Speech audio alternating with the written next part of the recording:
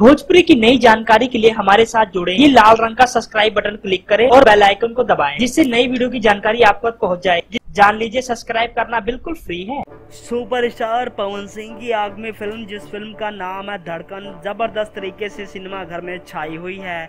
हम आपको बता देना चाहते हैं दोस्तों, सुपरस्टार पवन सिंह के फैंस के लिए एक खुशी गई ही नहीं थी, पवन सिंह ने दूसरी खुशी दे दी। उस खुशी का नाम है फिल्म लुटेरे का फर्स्ट लुक। जिस तरह आपने कुछ दिन पहले देखा था लुटेरे का फर्स्ट लुक, तो दोस्तों दूसरा लुटेरे का भी फर्स्ट लुक आ चुका है। दोस्तों हम आपको बता देना चाहते हैं, इस फिल्म में सुपरस्टार पवन सिंह के साथ अक्षरा सिंह की जबरदस्त जोड़ी हमें एक साथ देखने को मिलेगी। हम आपको बता देना चाहते हैं, इतनी जबरदस्त और इतनी अच्छी फिल्म होगी, आप सिनेमा घर में बार बार जाके देखोगे। इस बात का खुलासा स्वयं पवन सिंह जी ने किया है, क्योंकि पवन सिंह की फिल्म लुटेरे में जबरदस्त एक्शन हमें देखने को मिलेगा। तो दोस्तों ये है फर्स्ट लुक।